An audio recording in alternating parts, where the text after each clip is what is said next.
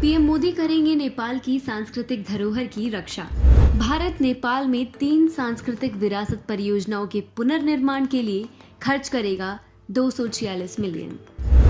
नमस्कार, TFI पर आपका स्वागत है और मैं दीक्षा नेगी आपको बताऊंगी कि कैसे पीएम मोदी नेपाल में सांस्कृतिक क्रांति लाने वाले हैं।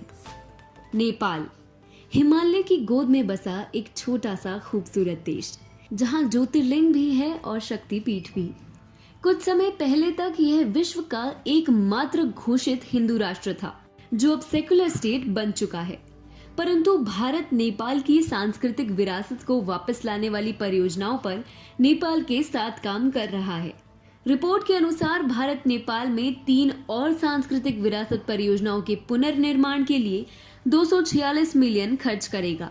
यह दिखाता है कि भारत एक बार फिर प्रधानमंत्री मोदी के नेतृत्व में नेपाल के साथ दोनों देशों की ऐतिहासिक सांस्कृतिक विरासत लौटाने पर काम कर रहा है।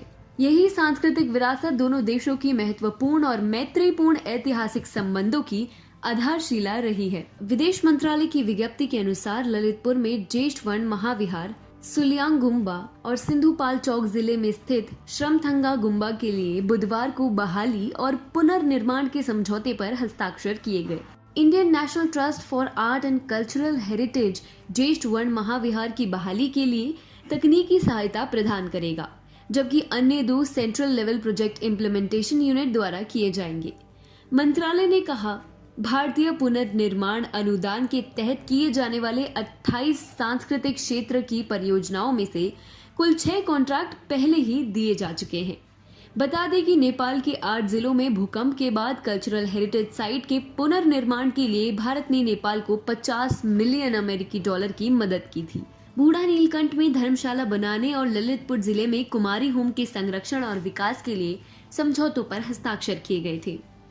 जब से नेपाल में माओवादियों की सरकार बनी है, तब से कई परिवर्तन हुए हैं और उसमें से एक प्रमुख परिवर्तन है इस देश का हिंदू राष्ट्र से सेकुलर राष्ट्र घोषित होना। उससे पहले यह देश विश्व का एकमात्र हिंदू देश था। सेकुलर घोषित होने के बाद नेपाल में धर्मांतरण एक नई ऊंचाई पर पहुंच गया है। कहने को तो नेपाल में कम्युनिस्टों की सेकुलर सरकार है, लेकिन पर्दे के पीछे देखा जाए तो यह एक तरह से नेपाल में हो रहे धर्मांतरण में मदद कर रही है, जिससे हिंदुओं की संख्या कम हो। पर अब हिंदू विरासत के पुनर्निर्माण से जनता में एक नया जोश जागेगा। कुछ दिनों पहले नेपाल की राजधानी काठमांडू में लोग सड़कों पर उतर आए थे।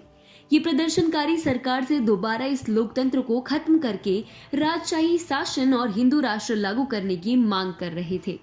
दिलचस्प बात यह है कि नेपाल की हिंदू पहचान को बहाल करने और राजशाही के हाथों में सरकार की बहाली की मांगों ने भारतीय अधिकारियों की रणनीतिक यात्राओं की एक श्रृंखला के बाद जबरदस्त गति प्राप्त की। सबसे पहले रॉ प्रमुख ने तनाव को कम करने के लिए नेपाल का दौरा किया था। इसके बाद भारतीय सेना प्रमुख जनरल मनोज मुकुंद नरवणे काठमांडू गए।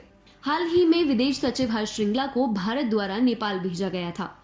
इस तरह की यात्राओं का वास्तव में भारत के लिए बहुत सकारात्मक प्रभाव है। अब भारत द्वारा कई सांस्कृतिक विरासत परियोजनाओं के पुनर्निर्माण के लिए आगे आना नेपाल के साथ मजबूत होते रिश्तों की पहचान है। इससे न सिर्फ नेपाल में हिंदू विरासत लौटेगी, बल्कि नेपाल के अंदर एक सांस्कृतिक क्रांति की नींव भी पड़ेगी, जिससे यह देश एक बार फिर से हिंदू राष्ट्र बने। नेपाल और भारत एक ही आत्मा है, भले ही 2 देश हो। भारत और नेपाल के सदियों पुराने रिश्ते हैं, जो केवल सीमाओं की बंदिशों से तय नहीं हो सकते। दोनों देशों के रिश्ते सांस्कृतिक रूप से बहुत ही सुदृढ़ है और अब इस कदम से दोनों के रिश्ते में और ज्यादा मिठास आएगी।